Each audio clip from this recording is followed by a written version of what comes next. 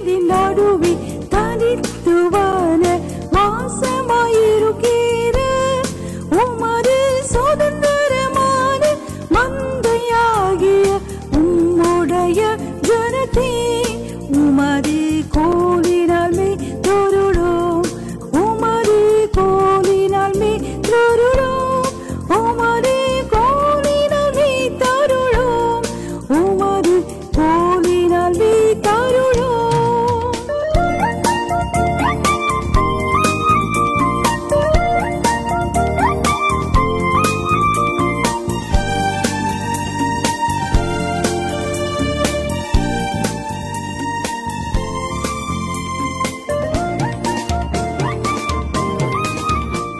உன்னை ஆசீர்வதிப்பதே கர்த்தருக்கு பிரியம். It pleases the Lord to bless you.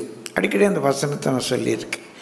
எண்ணாகமம் 24:1, நம்பர்ஸ் சாப்டர் 24 verse 1. எண்ணாகமம் 24:1. இஸ்ரவேலை ஆசீர்வதிப்பதே கர்த்தருக்கு பிரியம் என்று பீலேயாம் கண்டபோது, பீலேயாம் ஒரு பெரியமான பொதுவான ஒரு தீர்க்கதரிசி, மிக புகழ்பெற்றவன்.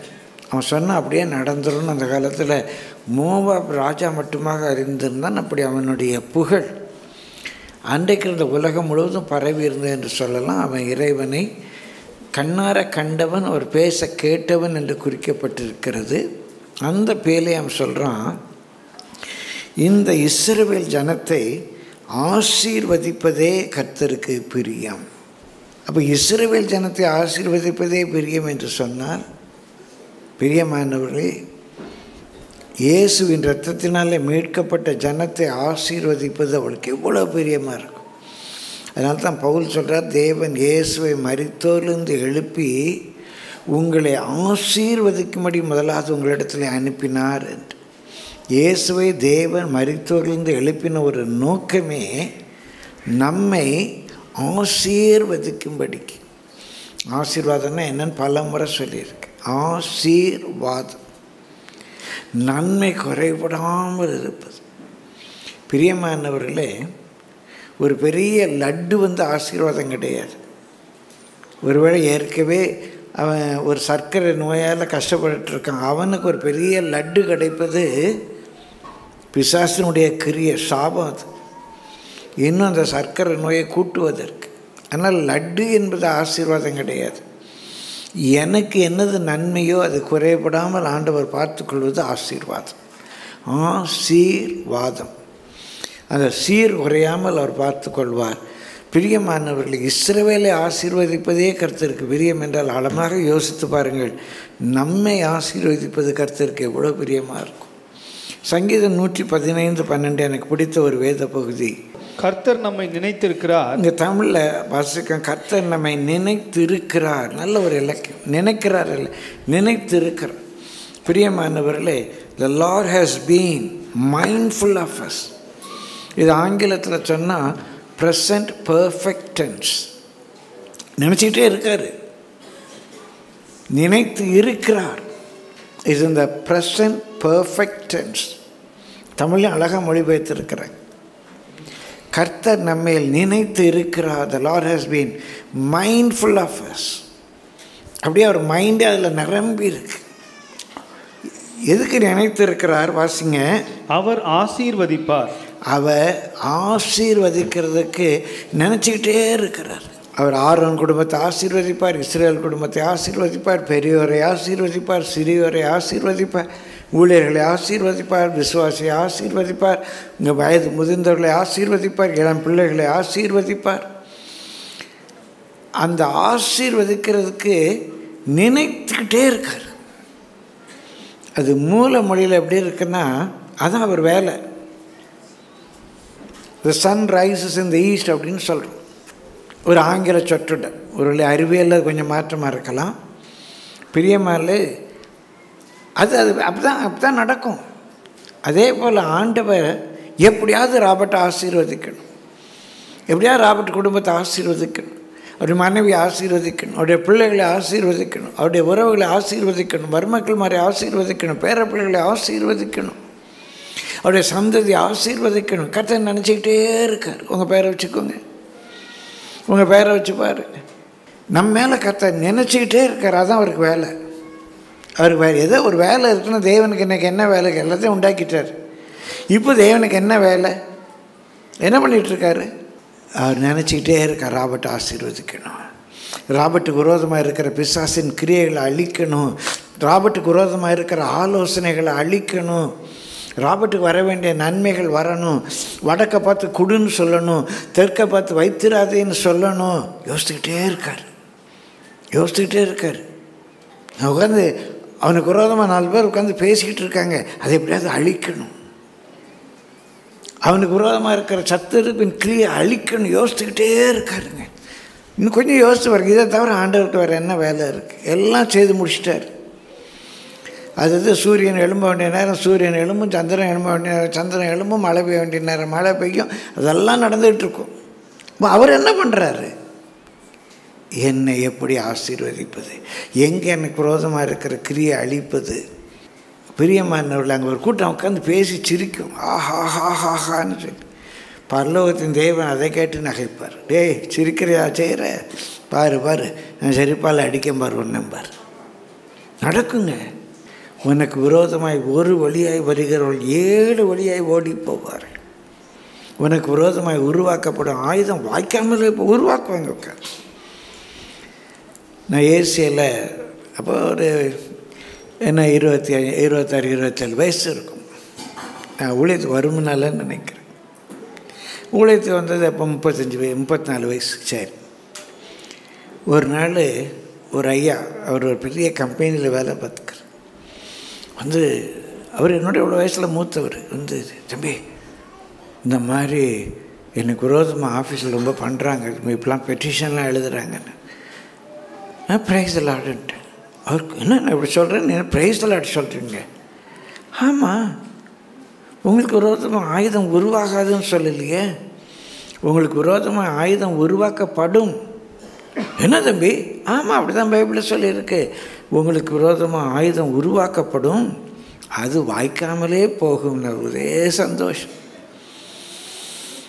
என் வாழ்க்கையில் அது ஒரு மறக்க முடியாத சாட்சி. ரொம்ப சந்தோஷப்பட்டார். ஆயுதம் உருவாக்கப்படும், ஆனால் அது வாய்க்காது. உங்களுக்கு விரோதமாக ஒரு வழியாக வருவாங்க. 7 பேர் 1000 பேர் சேர்ந்துட்டு உங்களுக்கு விரோதமாக ஒரு வழியாக வருவாங்க. வந்தவங்க 7 வழியாக அவங்களுக்குள்ள ஒருத்தன் வெட்டிக்கிட்டு 7 வழியாக ஓடி போவாங்க. வரவே கூடாதுன்னு இல்லை, வரும். பிரியமானவருடைய வேலையே இன்றைக்கு நம்மை ஆசீர்வதிப்பது எப்படி. நாமே நம்ம எல்லா கரங்களை விற்று கர்த்தரை ஸ்தோத்திரிக்க போகணும். இப்போ ஆண்டவருக்கு என்ன பிளான் பண்ணிகிட்ருக்காரு? எப்படி நான் ஆசீர்வதிப்பது, எப்படி ஜெயக்குமாரை ஆசீர்வதிப்பது, குமாரை ஆசீர்வதிப்பது, அவன் குடும்பத்தை எப்படி ஆசீர்வதிப்பது, அவன் ஜெபத்துக்கு எப்படி பதில் கொடுக்கணும், அதுக்கேற்ற சூழ்நிலை உருவாகணும். காத்துக்கிட்டே இருக்கார். கர்த்தருடைய பரிசுத்த நாமத்துக்கு மகிமை உண்டாவதாக. அதனால தான் வேதத்தில் வாசிக்கிறோம். ஆதியாகமம் 24ஆம் அதிகாரம் 1ஆம் வசனத்தில் சொல்லியிருக்கு. வாசிங்க. ஆதியாகமம் 24:1. ஆபிரகாம் வயது சென்று முதிர்ந்தவனானான். வயது சென்று ராபர்ட் சைமன் வயது சென்று முதிர்ந்தான். வச்சுக்கலாம், நான் அப்படிலாம் ஆகலை, வச்சுக்கோ. வயது சென்று முதிர்ந்தவனானான். கர்த்தர் ஆபிரகாமை சகல காரியங்களிலும் ஆசீர்வதித்து God blessed Abraham in all things. Dress வேணுமா ஆசீர்வதிக்கார், வீடு வேணுமா ஆசீர்வதிக்கிறார். வயசாகி போச்சு, என்னப்பா வேணும், எல்லாம் நான் தாரேன். அவன் நாடோடி, அவனுக்கு சொந்த ஊர் கிடையாது, ஒன்றும் கிடையாது, நாடோடியாக இருக்கிறான். அந்த ஊரில் எலெக்ஷன் வந்தால் அவனுக்கு ஓட்டிங் ரைட் கூட இருந்திருக்காது. என்னையாது ஆனாலும் சொல்கிறாரு, நீ பரதேசிப்பா, நான் அவனை பார்த்துக்கிறேன்.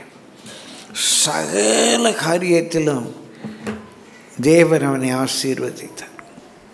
பிரியமானவர்களே, நம்ம வேதத்தில் முதல் 5 புத்தகங்களும் டோரா அப்படின்னு சொல்லுவாங்க. அதான் வேதம் அப்படின்னு சொல்லுவாங்க.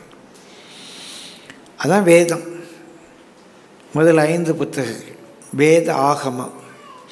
அதான் ஆதி ஆகமம், யாத்திராகமம், லேவியராகமம், எண்ணாகமம், உபாகமம். ஆகமம்னு வரும். ஆகமம் என்றால் ரூல்ஸ் அண்ட் ரெகுலேஷன்ஸ். அந்த கோயில் கட்டணும்னா பொதுவாக மற்ற மதத்தில் சொல்லுவாங்க ஆகம விதிப்படி கட்டணும். அங்கே ஒருத்தர் ஊழியக்காரராக வரணும்னு அவர் ஆகம விதிப்படி ஊழியக்காரராகணும்னு சொல்லுவாங்க இல்லையா, அதுதான் ஆகமம். குறிப்பாக லேவியர் ஆகமம் அப்படின்ட்டு இந்த 5 புத்தகங்கள்லேருந்து மாத்திரம், அதான் ஆகமம் basic. Torah written word of God, written word of God. டோரானா ரிட்டன் வேர்ட். இந்த 5 புத்தகங்கள்லேருந்து மாத்திரம் தேவன் நம்மை ஆசீர்வதிக்கும் போது என்ன நடக்கும். இது மற்ற புத்தகங்களையும் நிறைய அதுக்குரிய வெளிச்சம் இருக்குது. ஆனால் அடிப்படையாக அந்த 5 புத்தகத்தை ஆதியாகமம் இதான் எல்லாத்துக்கும் தொடக்கம், நம்ம ஆசீர்வாதத்துக்கும் தொடக்கம் அந்த புத்தகம் தான். தொடக்க நூல் அப்படின்னு தமிழில் சொல்லுவாங்க. அது வெறும் நூல் இல்லை, வெறும் புக்கு இல்லை, ஒரு ஆகமம், ஆதி ஆகமம், தொடக்க ஆகமம். எல்லாமே அதில் தான் தொடங்குது. முதலாவது ஜெனிசிஸ் 12:2, ஆதி ஆகமம் 12ஆம் அதிகாரம் 2ஆம் வசனம் வாசிங்க. சாப்டர் 12 நான் உன்னை பெரிய ஜாதியாக்கி உன்னை ஆசீர்வதித்து உன் பேரை பெருமைப்படுத்துவேன். உன்னை ஆசீர்வதித்து உன் பேரை பெருமைப்படுத்த. முதல் ஆசீர்வாதம், தேவன் நம்மை ஆசீர்வதிக்கும் போது நம்ம பேரை பெருமைப்படுத்துகிறார். He makes our name great. குறிச்சிக்கோங்க. ஸ்கூலில், காலேஜில், உங்கள் பிஸ்னஸில், உங்கள் ஒர்க் ஸ்பாட்டில், நீங்கள் குடியிருக்கிற பகுதியில், உங்கள் உறவுகள் மத்தியில் ஆண்டவர் உங்கள் பெயரை பெருமைப்படுத்துவார். பிரியமானவர்களை, இன்றைக்கு ஆபிரகாம்ங்கிற பேர் வச்சுக்கோங்க.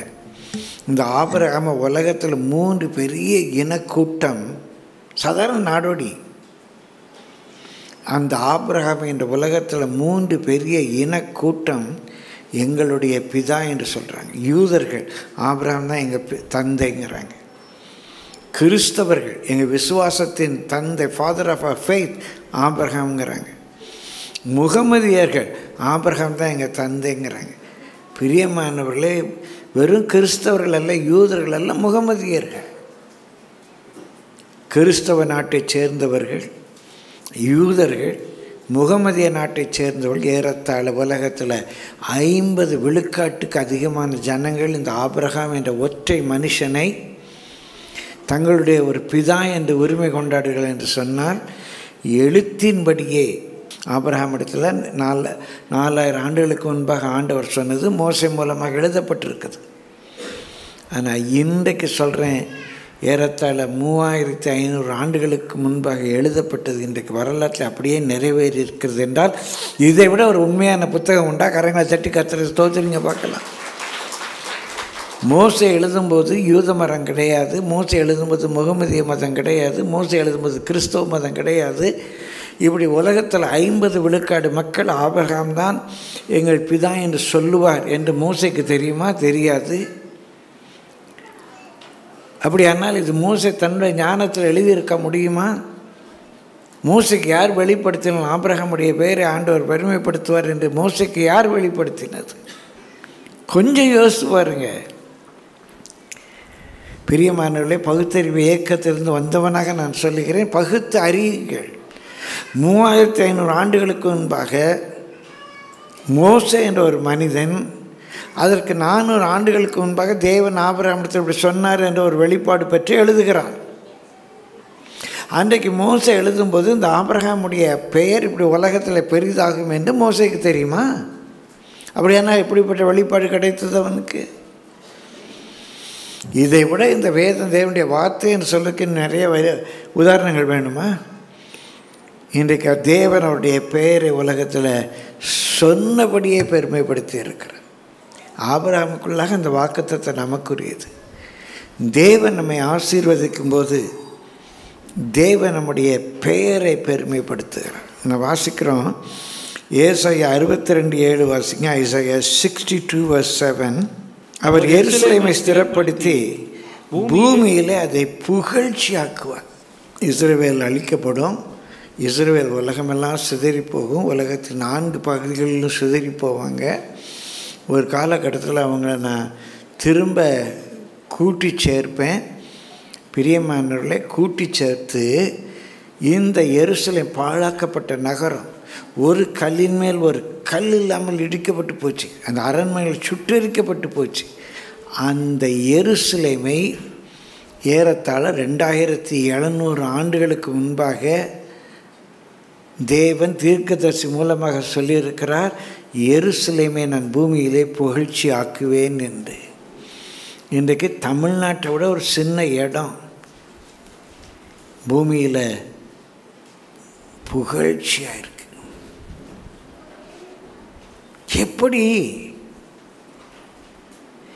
எப்படி ஒரு நாள் ஒரு நியூஸாவது சிறுவையில பற்றி வருது, நல்ல நியூஸோ கெட்ட நியூஸோ. அப்படி அந்த இஸ்ரவேலை பூமியில் புகழ்ச்சியாக்க முடியுமானால் கர்த்தர் உங்களை ஆசீர்வதிக்கும் போது உங்கள் கிளாஸில் உங்கள் பேரை பெருமையாக்க மாட்டாரா?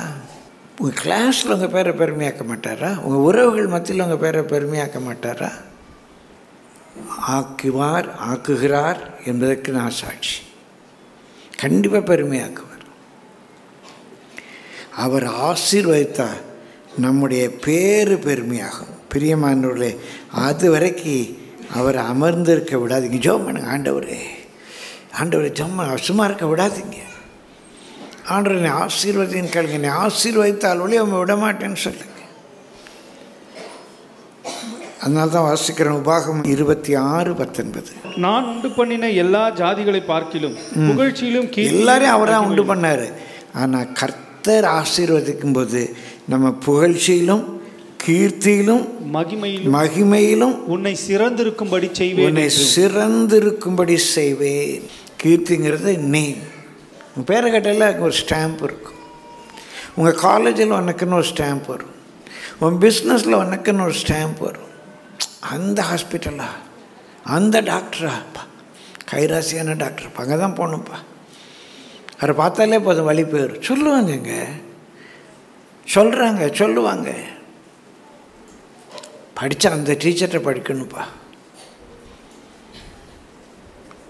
அவரை மாதிரி யாரும் சொல்லிக் கொடுக்க முடியாதுப்பா. அந்த டீச்சர் இருக்காங்களேப்பா, அந்த அம்மா சூப்பர் செம்ம,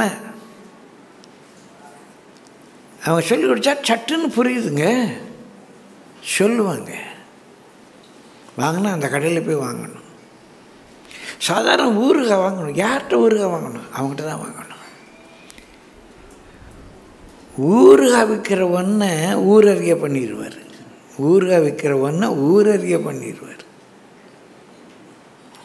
பெரிய ஆச்சரியமாக இருக்குங்க அவர் செய்கிறது. கர்த்தருடைய பரிசுத்த நாமத்துக்கு மகிமை உண்டு. ரெண்டாவது நான் சொல்லிகிட்டே போகலாங்க. ரெண்டாவது ஜெனசிஸ் 22:17. எல்லாம் அந்த ஆகமங்கள்லேருந்து மட்டும்தான் நான் எடுக்கிறேன். வசனங்கள் மற்ற பகுதியிலேருந்து சொல்கிறேன். 22:17 வாசிங்க. நான் உன்னை ஆசீர்வதிக்கவே ஆசீர்வதித்து உன் சந்ததியை வானத்து நட்சத்திரங்களைப் போலவும் கடற்கரை மணலைப் போலவும் பெருகவே பெருக பண்ணுவேன். ரெண்டாவது மல்டிப்ளிசிட்டி, இன்க்ரீசிங். இந்த தேவனுடைய தன்மையே மல்டிப்ளிசிட்டி. பிரியமானவர்களே, நம்ம பைபிள் காலேஜ் சிலபஸில் ஒரு சப்ஜெக்ட் போட்டிருக்கோம், சயின்ஸ் அண்ட் ஸ்கிரிப்சர்ஸ். அந்த நாட்களில் எனக்கு ரொம்ப பிடித்த ஒரு பல இடங்கள் நான் கண்டக்ட் பண்ண செமினாரே விஞ்ஞானமும் விவிலியமும், சயின்ஸ் அண்ட் ஸ்கிரிப்சர்ஸ், விஞ்ஞானமும் விவிலியம், பல இடங்களில் செமினார் கண்டக்ட் பண்ணியிருக்கேன். இன்றைக்கு இப்போ நான் உருவாகணும் இல்லைங்க. ஒரு தம்பி இருக்கார், ஒரு 16 வயசு.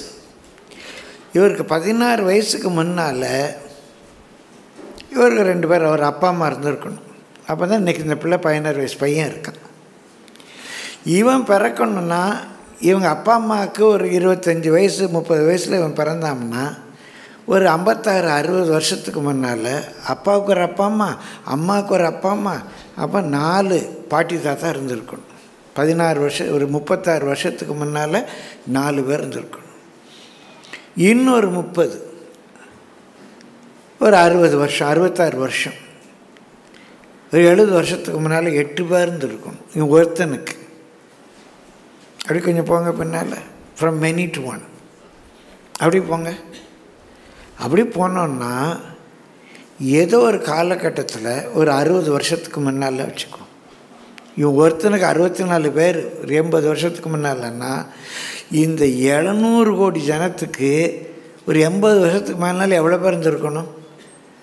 700 கோடி இன்று 64. ஐயோ, அது எப்படிங்க இருந்திருக்க முடியும்? இப்போ தானேங்க பெருகிடுச்சு. அப்போ என்ன குறைவில் இருந்தால் பெருகிருக்கு. எப்படிங்க அது? இது சாத்தியம் இல்லை. எனக்காக முந்தி ஒரு 64 பேர், இவனுக்காக 64, அது சாத்தியம் இல்லை. அப்போ எது தாங்க லாஜிக்கலாக சாத்தியம்? ஏதோ ஒரு காலத்தில் 2 பேர் இருந்திருக்கணும். அந்த 2 பேர் இருந்து கொஞ்சம் பேர் பெருகி இருக்கணும். அதுலேருந்து கொஞ்சம் பேர் பெருகி இருக்கணும். 1 to many is scientifically possible. From many to 1 is not scientifically possible. அன்னைக்கு எனக்கு ஒரு 4 பாட்டி தாத்தா இருந்தாலும் தான் இன்றைக்கி நான் வந்தேங்கிறது சயின்டிஃபிக்காக பாசிபிள் இல்லை. எது சயின்டிஃபிக்காக பாசிபிள்? ஏதோ ஒரு காலகட்டத்தில் 2 பேர் இருந்தாங்க, அந்த 2 பேரால் பெருகுனாங்கிறது தான் சயின்டிஃபிக்காக பாசிபிள்.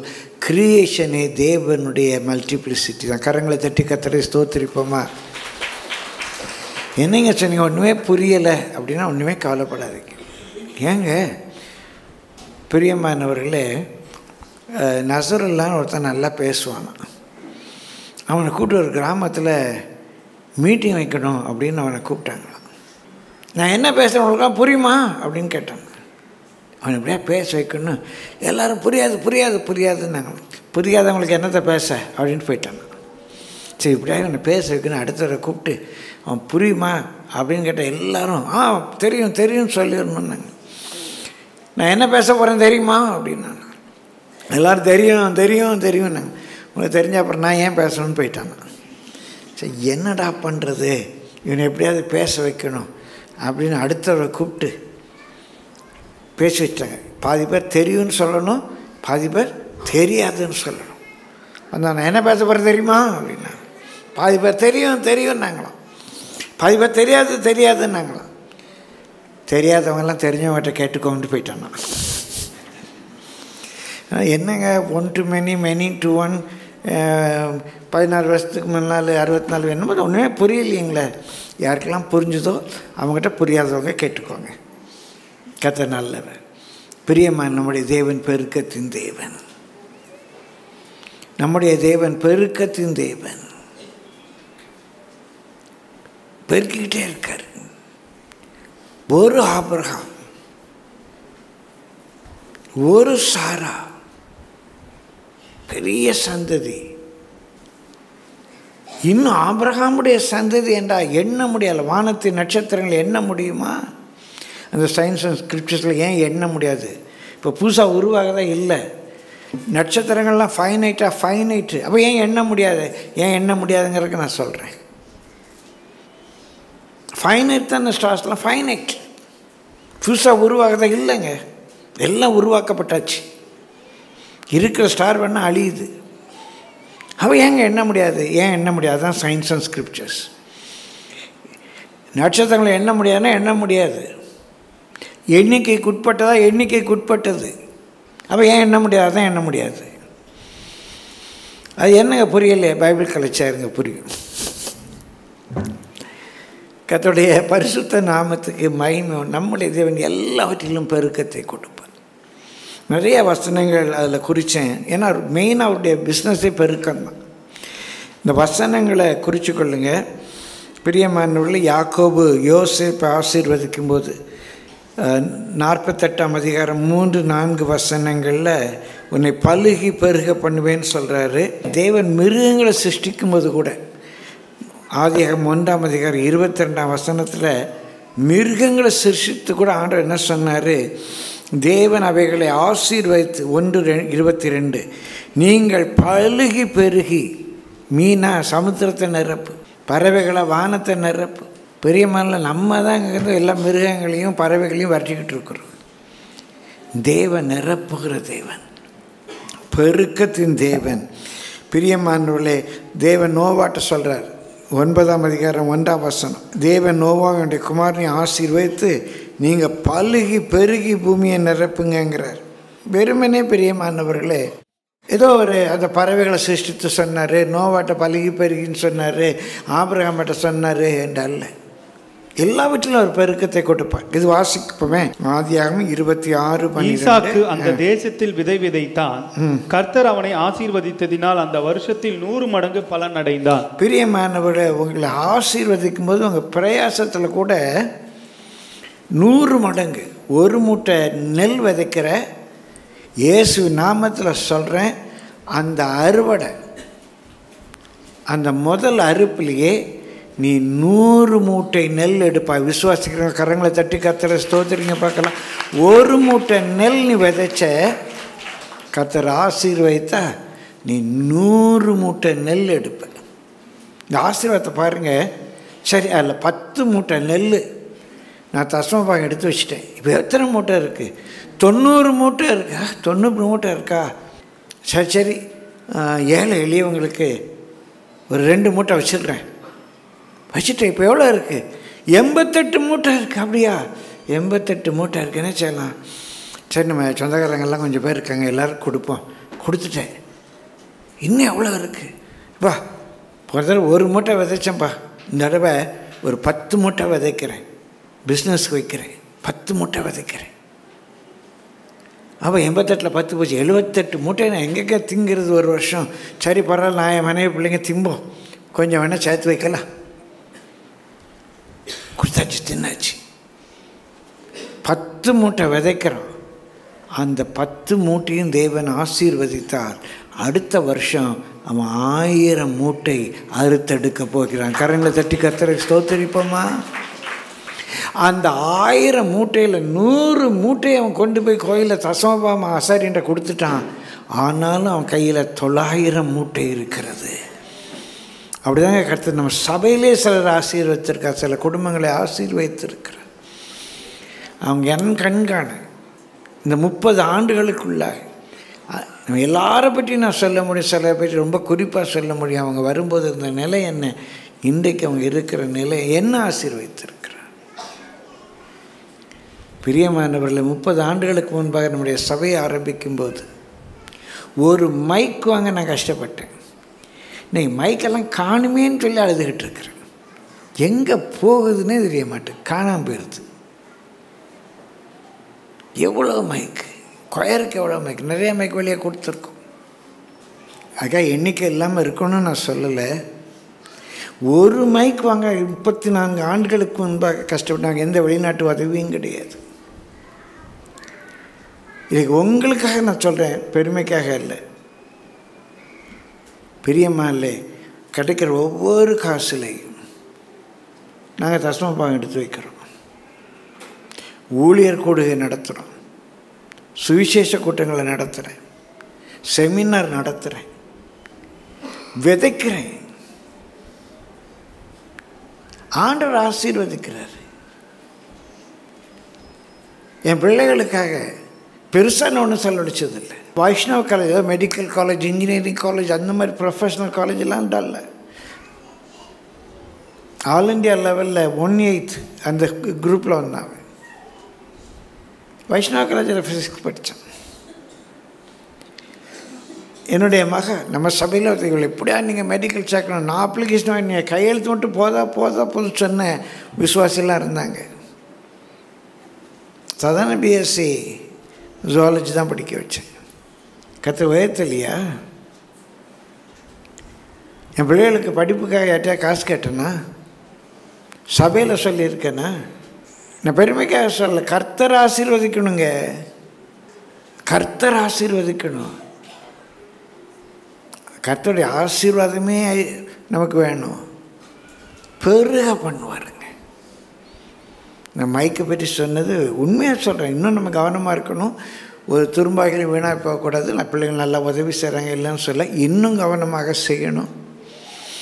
சில பொருட்களெல்லாம் சேதப்படும் போது ரொம்ப வேதனையாக இருக்குது. ஏன்னா நான் எதையும் எல்லாம் கர்த்தருடையது. அந்த பொருள் உடைஞ்சா, ஐயோ தெய்வ நிந்தை, காணிக்க காசில் வாங்கினது அப்படின்னு துடிப்பேன். தம்பிமாருக்கு தெரியும், நான் பெருமை காசு சொல்லாது, இது காணிக்க காசில் வாங்கினது. பொருட்களை பத்திரமா பார்க்கணும். பிள்ளைகளுக்காக ஜெபிங்க, பொருட்களுக்காக ஜெபிங்க. நிறைய செலவில் நஷ்டமாகுது. பிரியமானவர்களே, நம்முடைய தேவன் எல்லாவற்றிலும் பெருக்கத்தை கட்டலும். எந்த வெளிநாட்டு பணமோ இல்லை, எல்லாம் இங்குள்ள ஏழை விசுவாசிகள் கொடுக்குற பணம் தான், அவங்களுக்கே செலவழிக்கிறேன். கர்த்தருடைய பரிசுத்த நாமத்துக்கு மகிமை உண்டாவதாக. அதனால தான் உபாகமம் 7:13 வாசிங்க.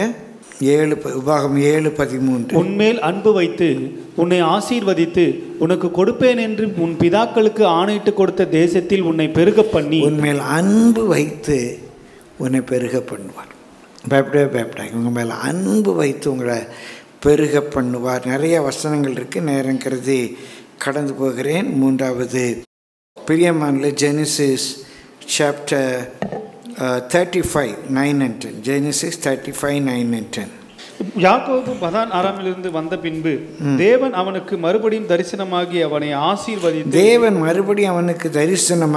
ஆசீர்வதித்து இப்பொழுது உன் பேர் யாக்கோபு, இனி உன் பேர் யாக்கோபு எனப்படாமல் இஸ்ரவேல் என்று உனக்கு பேர் வழங்கும் என்று சொல்லி அவனுக்கு. ரொம்ப ரொம்ப முக்கியமான ஒரு எல்லாரும் கவனிங்க. கர்த்தர் ஆசீர்வதிக்கும் போது அவருடைய வாய் அழைக்கிற அருளிய ஒரு புதிய நாமம் உங்களுக்கு கொடுக்கப்படும். இதுக்கு முன்னால் உங்களுக்கு என்ன பேர் இருந்தாலும் சரி, ஊதாரி, ஃப்ராடு, எத்தன், சோம்பேறி, உதவாக்கரை, பெருமைக்காரன், ரொம்ப சிலிப்பி, என்னென்னமோ பேர் இருந்திருக்கலாம், ரவுடி, குடிகார பய, என்ன பேர் இருந்தாலும் சரி, கர்த்தர் உங்களை ஆசீர்வதிப்பாரான. உங்கள் பேரை பெருமைப்படுத்துறதல்ல, இன்றைக்கி இயேசுவின் நாமத்தில் சொல்ல ரொம்ப ரொம்ப முக்கியமானது, உங்களுக்கு ஒரு புதிய பெயர் கொடுக்கப்படும். கரங்களை தட்டி கர்த்தரை ஸ்தோத்திரிப்போமா. அவங்க ரொம்ப தெய்வ மனுஷன் பாவர், தெய்வ மனுஷன். அன்னைக்கு ஐயோ ஏன் நம்ம வீட்டுக்கு வர்றான்னு தெரியல, வந்தால் அறுத்துருவான், வந்தானே ஏதாவது காசு கேட்பான், வந்து உட்காந்து தின்ட்டு தான் போவான். ஐயோ ஏன் வர்றான்னு தெரியலையே என்று நினைத்த உறவுகள் நீ எப்படா வருவேன்னு காத்து கிடப்பாங்க. கர்த்தர் அப்படி மாற்ற வல்லவராயிரு. கரங்களை தட்டி கர்த்தரை ஸ்தோத்திரிங்க. மாமா நீங்கள் வீட்டில் வந்து கால் வச்சுட்டு போனால் போதும் மாமா அப்படின்னு உங்களை கூப்பிடுவாங்க. தம்பி நீ ஒரு நாள் வந்து உட்காந்துட்டு போனால் போதும் தம்பி, ஒரு வாய் எங்கள் வீட்டில் சாப்பிடு தம்பி அப்படின்னு உங்களை கெஞ்சுவாங்க. கர்த்தர் உங்கள் பேரை மாற்றுவார். கர்த்தருடைய வாய் அழிக்கும் ஒரு புதிய நாமத்தை. இதுவரைக்கும் உன் பேர் என்ன தெரியுமா? யாக்கோபு. யாக்கோபுன்னு எனக்கு எப்படி கூப்பிட்டாங்க தெரியுமா? டே எத்தா அங்கே வாடா, டே ஃப்ராடு போய் அங்கே வாடா.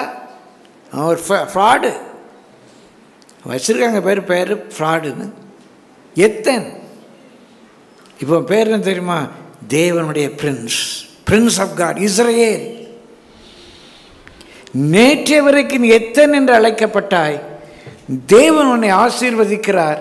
நீ தேவனுடைய பிரின்ஸ், இளவரசன். உன் பேரை மாற்றிடுவார். ஒரு அருமையான வசனம் நான் காட்டித்தரேன். ஏசாயா 62:4 வாசிங்க. கர்த்தர் உன்னை ஆசீர்வதிக்கும் போது உன் பெயரை பெருமைப்படுத்துவார். கர்த்தர் உன்னை ஆசீர்வதிக்கும் போது உன்னை பெருக பண்ணுவார். கர்த்தர் உன்னை ஆசீர்வதிக்கும் போது ஒரு புதிய நாமத்தை உனக்கு கொடுப்பார். ஏசாயா 62:4 வாசியுங்கள். இனி நீ கைவிடப்பட்டவள் என்னப்படாமல். இது வரைக்கும் உனக்கு என்ன பேர் தெரியுமா? ஆண்டவர் உன்னை கைவிட்டார். புருஷன் உன்னை கைவிட்டான், உன் பெத்த அப்பா அம்மா உன்னை கைவிட்டாங்க, உன் பிள்ளைங்க உன்னை கைவிட்டாங்க, உன் சபை உன்னை கைவிட்டுட்டு எல்லாரும் உன்னை கைவிட்டாங்க. இவனை பார்க்குறேன், அவன் கைவிடப்பட்டவன். அப்பா அம்மாவே வேண்டான்னு கழுவிட்டாங்க. யாருமே இல்லை அவனுக்கு யாருமே இல்லை. யாருமே இல்லையாங்க. யாருக்கும் ஒரு அண்ணன் அவன் கல்யாணம் கட்டி போயிட்டான். ஒரு அக்கா இருந்தால, அது எப்படிங்க பொம்பளை பிள்ளை அக்கா கட்டி அவள் புருஷன் வீட்டுக்கு போயிட்டான். யார் தான் அவனை பார்க்குறது? யாருமே இல்லையா? கைவிடப்பட்டவனா? எல்லோரும் கைவிட்டாங்களா? அப்பா அம்மா கைவிட்டாங்களா? ஏமா இந்த வயசான இடத்துல அப்படி கஷ்டப்படுற பிள்ளைங்கள்லாம் அவங்க வேலையை பார்த்துட்டாங்க. இங்கே சொல்கிறாரு, இனி நீ கைவிடப்பட்டவள் எனப்படாமலும், உன் தேசம் இனி பாழான தேசம் எனப்படாமலும். உன் குடும்பம் பாழா போச்சு, உன் பிஸ்னஸ் பாழா போச்சுது. உன் தேசம் பாழான தேசம் எனப்படாமலும், உன் தேசம் பியூலா என்றும் நீ எப்சிபா என்றும் உன் தேசம் பியூலா என்றும் சொல்லப்படும். நீ எப்சிபா என்றும் உன் தேசம் பியூலா என்றும் சொல்லப்படும். எப்சிபா என்றால் பிரியமானவள், தேவனுக்கு பிரியமானவள், இறைவனுக்கு பிரியமானவள். யார் அந்த பையன்? ரொம்ப ஆண்டவருக்கு, அதான் ஆண்டவர் அவன் இப்படி ஆசீர்வச்சிருக்காரு. ஆண்டவருக்கு செல்ல பிள்ளைங்க, என்னன்னாலும் அவனுக்கு தான் ஆண்டவர் செய்வார். ஆண்டவருக்கு ரொம்ப பிரியமான பிள்ளை தானியேல், எனக்கு பிரியமான பிள்ளை. ஆண்டவருக்கு ரொம்ப பிரியமான பிள்ளை அவன். எப்சிபா என்றும் பியூலா என்றால் தமிழில் பார்க்க வாழ்க்கைப்பட்டவள். பிரியமானவர்களே, நம்ம பொதுவாக உலகத்திலேயே இந்த பியூலா அப்படிங்கிறது, எப்சிபா பியூலா, அதை பெண்களுக்கு வைக்கிற பேராக தான் உலகத்தில் வச்சுருக்குறோம். அதை நீங்கள் டிக்ஷனரிலலாம் போய் பார்த்தீங்கன்னா, என்சைக்ளோபீடியாவில் பார்த்தீங்கன்னா ஃபீமேல் நேம்டு தான் இருக்குது. அந்த பேரை கொஞ்சம் ஆராய்ச்சி பண்ணி பாருங்கள். பியூலா என்பது ஒரு செழிப்பான நிலத்துக்கு வைக்கப்பட்ட பேராக இருந்திருக்கு வரலாற்றில். O Beulah land, sweet Beulah land அப்படின்னு நம்ம பாட்டே பாடுவோம். ஒரு அருமையான பாட்டு உண்டு, Beulah land, sweet Beulah land அப்படின்னு சொல்லி. அது ஒரு செழிப்பான பூமிக்கு ஆரம்பத்தில் வைக்கப்பட்ட பேர். இன்னும் பியூலா அப்படின்னா அந்த சொல்லினுடைய பொருள் நாயகன், புருஷன் அப்படின்னு அர்த்தம். எனக்கு வழக்கத்தில் பியூலா அப்படிங்கிறது ஒரு பெண் பேராக இருக்கு. நீ செழிப்பாக இருப்பாய், நீ வாழ்க்கைப்பட்டிருப்பாய், வாழ்வு அளிப்பாய். இன்னும் சொல்லப்போனால் வாழ்வு அளிப்பாய். நீ உன் பேரை கர்த்தர் மாற்றுவார். இதுவரைக்கும் எத்தனை இருந்த பேரை இறைவனுடைய பிரின்ஸ் அப்படின்னு கர்த்தர் மாற்றுறார்ல. கர்த்தருடைய பரிசுத்த நாமத்துக்கு மகிமை உண்டாவது. அதே 62ஆம் அதிகாரம் 2ஆம் வசனத்தை வாசிக்க முன்னால, ஜாதிகள் உன் நீதியையும் சகல ராஜாக்களும் உன் மகிமையையும் காண்பார்கள்.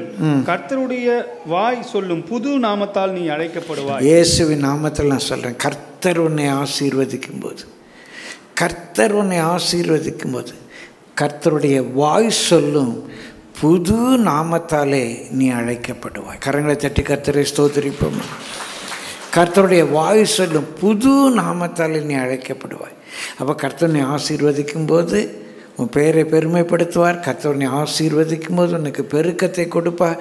கர்த்தர் உன்னை ஆசீர்வதிக்கும் போது ஒரு புது நாமத்தை தருவார். 4ஆவதாக யாத்திராகமம் 23:25 வாசியுங்கள். உங்கள் தேவனாகிய கர்த்தரை சேவிக்க கடவீர்கள். அவர் உன் அப்பத்தையும் உன் தண்ணீரையும் ஆசீர்வதிப்பார். வியாதியை உன்னிலிருந்து விலக்குவேன். பிரியமானவர்களே, நம்ம சாப்பிட்ற சாப்பாட்டை கர்த்தர் ஆசீர்வதிச்சா போதும். நம்முடைய எல்லா வியாதி பலவீனங்கள்லேருந்து கர்த்தர் விடுதலை ஆக்குவார். நம்ம சாப்பாடு தான் நமக்கு மருந்து.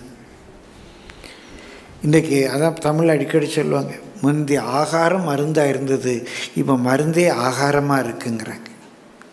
இப்போ மருந்தே ஆகாரமாக இருக்குது. முந்தி என்ன தான் ஆகாரம் தான் நமக்கு மருந்தான். ஆண்டவர் மாத்திரம் நம்ம சாப்பிட்ற சாப்பாட்டை ஆசீர்வதிச்சாருன்னா, நீங்கள் சாப்பிட்ற சாப்பாடே உங்களுக்கு ஆசீர்வாதமாக இருக்கும். நீங்கள் சாப்பிட்ற சாப்பாடே உங்களுக்கு மருந்தாக இருக்கும். கர்த்தருடைய பரிசுத்த நாமத்துக்கு மகிமை உண்டாவதாக. நான் உன்னை ஆசீர்வதித்து பலவீனம், வியாதி, நோய், நம்ம சாப்பிட்ற சாப்பாட்டில், குறிப்பாக நம்ம சாப்பாட்டில் எல்லா மருந்தும் இருக்குங்க. நீங்கள் சாப்பிட்ற சாப்பாட்டில் எல்லா மருந்தும் இருக்குது. நீங்கள் கருப்பட்டி காப்பி குடிச்சிங்கன்னா வேண்டிய கால்சியம் இருக்குது, வேண்டிய வலி நிவாரணி இருக்குது, பொட்டாசியம் இருக்குது, எல்லாமே இருக்குங்க. அதில் கர்த்தர் ஆசீர்வதிச்சா போதும். ஜெபம் பண்ணி சாப்பிடுவோம். நான் மருந்து வேண்டாம் என்று சொல்லலை. நம்ம சாப்பாட்டில் சீரகத்தில் எல்லாம் வச்சுருக்காரு, மிளகுல எல்லாம் வச்சுருக்கிறார், இஞ்சியில் எல்லாம் வச்சுருக்கார், சுக்கில் எல்லாம் வச்சுருக்கார். பிரியமானவர்களை, நம்ம சாப்பிட்ற பொருட்களில் நமக்கு தேவையான எல்லாவற்றையும் ஆண்டவர் வச்சுருக்கார். ஆண்டவர் ஆசீர்வதிச்சு கொடுத்தா போதும். நமக்கு ஆசீர்வதிச்சு கொடுத்தா போதும். அது நம்ம உடம்புல சேர்ந்தாலே நல்ல ஆரோக்கியம் வரும். ஆண்டவரே, என் அப்பத்தின் தண்ணி எனக்கு ஆசீர்வதித்து தந்து என்னுடைய வியாதி பலவீனங்களை என்னை விட்டு விளக்கிறது குறித்து நிறைய காரியம் சொல்லலாம். எதுக்குங்க நமக்கு நிறைய எலும்பு பிரச்சனை வருது? ஆவியின் முறிவினால எலும்புகள் வளர்ந்து போகுதுங்க. ஆவியின் முறிவினால எலும்புகள் வளர்ந்து போகுது, ட்ரை ஆகிடுது போனில். ஏசப்பா, என்னத்தை கண்டேன், ஒன்றுமே நினைக்கிற மாதிரி நடக்க மாட்டேங்குது, என்ன பண்ணுறது? செவன்தான் பண்ணுறேன்னு இப்படியே ஆவி முறிய உட்கார்ந்தா எழும்ப முடியாது, எழும்புனா உட்கார முடியாது, நரம்பு தளர்ச்சி வரும். பிரியமானவர்களே, வயறு கொந்தளிக்குது, நெஞ்சு கரிக்குது, குடல் குழம்புது, எல்லாம் பைபிளில் இருக்கு. எல்லாம் எமோஷன் தான். தலை சுத்துது. ஆண்டவர் மாத்திரம் நம்மளை ஆசீர்வதிப்பாரானா நல்ல ஆரோக்கியம் கர்த்தர் தருவார். பிரியமானவர்களே, ஏதோ ஒரு வகையில் நமக்கு மரணம் வரும். அது இயற்கை, கர்த்தர் படைத்த படைப்பு. நமக்கு ஆரம்பம் இருக்கும் என்றால் முடிவு இருக்கணும். அதுதான் மனிதன். மனுஷன் ஒரே தரம் பிறப்பதும் மரிப்பதும் அவனுக்கு நியமிக்கப்பட்டிருக்கு. ஆனால் கர்த்தர் நமக்கு ஆரோக்கியத்தை கொடுக்க, அவர் சட்டைகளின் கீழ் ஆரோக்கியம் உண்டு, அவர் சட்டைகளின் கீழ் ஆரோக்கியம் உண்டு, ஹெல்த் உண்டு. அவருடைய வசனம் நம்முடைய நாபிக்கெல்லாம், நம்முடைய உடம்புக்கெல்லாம் ஆரோக்கியம். அப்போ கர்த்தர் நம்மை ஆசீர்வதிக்கும் போது நமக்கு ஆரோக்கியம் உண்டாகிறது, ஆரோக்கியம் உண்டாகிறது. அது மாத்திரமல்ல, இன்னும் ஒன்றை சொல்லி உங்களுக்காக நான் ஜெபிக்கிறேன். வாசியுங்கள். ஆதியாகமம் 24 அதிகாரம் 35 வசனம். ஆதியாகமம் 24:35. உன் எஜமானை மிகவும் ஆசீர்வதித்திருக்கிறார். அங்கே எலேசார் சொல்றதுக்கு கர்த்தர் எலேசார் என் எஜமானை மிகவும் ஆசீர்வதித்திருக்கிறார், அவர் சீமானாயிருக்கிறார், அவர் சீமானாயிருக்கிறார். கர்த்தர் நம்மை ஆசீர்வதிக்கும் போது நம்ம சீமானா இருப்போம். சீமான் பெரிய மனிதன். சீமான் என்றொன்று வெறுமனே ஐஸ்வர்யவான் என்ற அர்த்தம் இல்லை. He shall be great. He shall be great. He'll be பெரியமான்ல very rich. He'll be very wealthy. ஒரு தமிழ் மொழிப்பில் பெரிய மனிதனாகி விட்டார்னு இருக்கு. ஒரு தமிழ் மொழிபெயர்ப்பில் செல்வந்தராகிட்டார்னு இருக்கு. அந்த எபிரேய சொல் கடால். He has become கடால். கடால் அப்படின்னா என்ன அர்த்தம்? லார்ஜ், பெருசாயிட்டார், சீமான் ஆயிட்டார். பிரியமான நமக்கு நன்றாய் தெரிந்த ஒரு பகுதி தான் நம்ம ஈசாக்கை பற்றி வாசித்தோம். அவன் விதைத்தான், 100 மடங்கு கர்த்தர் பெருக பண்ணினார். அப்படி பெருகினால என்ன? அடுத்த வசனம் 13 வசங்க. ஆதியாகமம் 26:13. அவன் ஐஸ்வர்யவானாகி வர வர விருத்தி அடைந்து மகா பெரிய. அவன் கர்த்தர் 100 மடங்கு பெருக பண்ணாரு. அவன் ஐஸ்வர்யவனாகி வர வர மகா பெரியவனான சீமான் ஆயிட்டான். He became great. பேர் பெற்றவன், லார்ஜ். அவன் கொடுக்கல் வாங்கல், பேச்சுவார்த்தை, வாகனம் எல்லாம் லார்ஜ் ஆயிடுச்சு. பிரியமானவர்கள், உலக பிரகாரமாகவும் ஆவிக்குரிய பிரகாரமாகவும் நான் தாழ்மையாக சொல்லுவேன். அன்றைக்கு எனக்கு இருந்த வேத அறிவு வேறு, இன்றைக்கு எவ்வளவோ பேர் இருக்குது. வாசிக்க புதுசாக இருக்குது. பைபிள் வாசிக்க புதுசாக இருக்குது. கர்த்தர் பெருக பண்ணுறார், வசன வெளிச்சத்தை தர்றார். வெறும் பணம் பெருகிட்டுன்னு சொல்ல மாட்டேன். வசன வெளிச்சம், வசனத்தின் பிரசித்தம் தந்து. இப்படி வசனம் இருக்கா?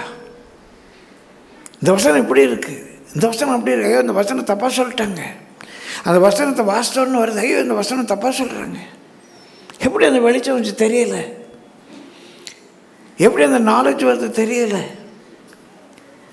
பெருக பண்ணுற வர வர வர வர உங்கள் எல்லா காரியங்களிலும் உங்களை பெருக பண்ணுவார். கர்த்தருடைய பரிசுத்த நாமத்துக்கு மகிமை உண்டாவதாக.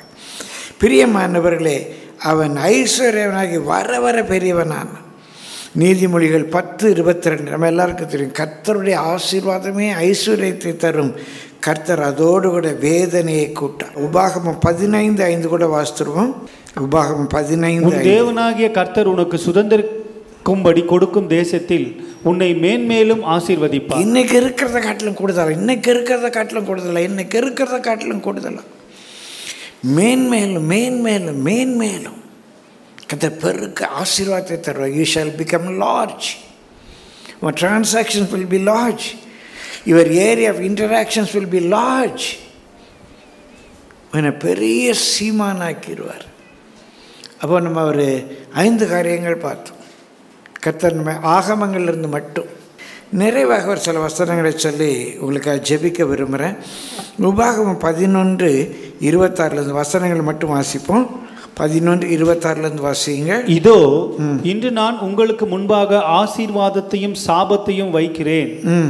இன்று நான் உங்களுக்கு கற்பிக்கிற உங்கள் தேவனாகிய கர்த்தரின் கற்பனைகளுக்கு கீழ்ப்படிந்தீர்களானால், கற்பனைகளுக்கு கீழ்ப்படிந்தீர்களானால் ஆசீர்வாதமும், எங்கள் தேவனாகிய கர்த்தரின் கற்பனைகளுக்கு கீழ்ப்படியாமல் இன்று நான் உங்களுக்கு விதிக்கிற வழியை விட்டு விலகி நீங்கள் அறியாத வேறே தேவர்களை பின்பற்றுவீர்களானால் சாபமும் வரும். பெரியவன் நம்முடைய வாழ்க்கையில் வெற்றி வாழ்க்கை வேணும்னா வேதத்தில் ஆண்டவர் நம்ம கொடுத்துருக்கிற பிரமாணங்களை உங்கள் வாழ்க்கையில் அப்ளை பண்ணுங்க. பேய்த்தனத்துக்கு அடுத்த உபதேசங்களுக்கு செவி கொடுத்து இதெல்லாம் பழைய ஏற்பாடு, இதெல்லாம் வேண்டாம், நான்லாம் பிரமாணத்துக்கு உட்பட்டவன் இல்லை அப்படின்னு சொல்லி போகாதீங்க. ஒரு ஐஸ்வர்யம் வேணால் கிடைக்கலாம், அந்த ஐஸ்வர்யம் சாபத்தை தரும். பைபிள் லாஸ் அவங்க வாழ்க்கையில் அப்ளை பண்ணுங்க. தகப்பனை தான் கனம் பண்ணுவாயானா கனம் பண்ணுங்க. ஓய்வு நாளை பரிசுத்தமாக ஆசிரிக்க நினைப்பாயானா நினைங்க. உங்களுக்கு உதார குணம் இருக்கணும்னா அந்த குணம் உதார குணமாக இருக்கட்டும். அப்போ தான் கர்த்தர் கொடுக்குற ஆசீர்வாதம் உங்களுக்கு வரும். அவருடைய கற்பனைகளை கை கொள்ளுங்க. அதனால தான் வாசிக்கிறோம். உபாகமம் 28:2 வாசிங்க. 28:2. கர்த்தரின் சத்தத்துக்கு செவி கொடுக்கும் போது இப்பொழுது சொல்லப்படும் ஆசீர்வாதங்கள் எல்லாம் உன்மேல் வந்து உனக்கு பலிக்கும். நீ கர்த்தருடைய சத்தத்துக்கு செவி கொடுக்கும்போது, கர்த்தர் என் காதில் பேசட்டும்னு இல்லை, வேத வசனம் உன்ட்டு பேசட்டும். ஒருபோதும் பிசாசு வேத வசனத்தை எடுக்க விடாதீங்க. அநேக ஆரோக்கியமான உபதேசங்களுக்கு செவியை சாய்க்காமல் செவி திணவுள்ளவர்களாகி இச்சிங்கஸ் நல்ல சாதகமான வசனமே கேட்டு நம்ம ஆசீர்வாதத்துக்கு அகெயின்ஸ்ட் கிடையாது, செழிப்புக்கு அகெயின்ஸ்ட் கிடையாது. அந்த செழிப்பு உனக்கு வர வேண்டும் என்றால் நீ எப்படி நடக்கணுங்கிறதையும் சேர்த்து சொல்கிறேன். பிரியமானவர்களே, கர்த்தருடைய சத்தத்துக்கு செவி கொடுங்க. உபாகமம் 30:16 வாசிங்க. நீ பிழைத்து பெருகும்படிக்கும், நீ சுதந்திரிக்க போகிற தேசத்தில், உன் வேலையில், நீ போகிற புது குடும்பத்தில், உன்னுடைய பிஸ்னஸில், எதாக இருக்கட்டும், நீ போகிற ஒரு தேசத்தில், நீ சுதந்திரிக்க போகிற தேசத்தில் நீ பிழைத்து பெருகும்படிக்கு உன் தேவனாகிய கர்த்தர் உன்னை ஆசீர்வதிக்கும்படிக்கும் நீ உன் தேவனாகிய கர்த்தரில் அன்பு கூறவும். நீ என்ன செய்ப்பா? உன் தேவனாகிய கர்த்தரில் அன்பு கூறவும், அவர் வழிகளில் நடக்கவும், அவர் கற்பனைகளையும் கட்டளைகளையும் நியாயங்களையும் கைக்கொள்ளவும் நான் இன்று உனக்கு கற்பிக்கிறேன். தாழ்மையாக சொல்லி முடிக்கிறேன். நான் இன்று உங்களுக்கு கற்பிக்கிறேன்.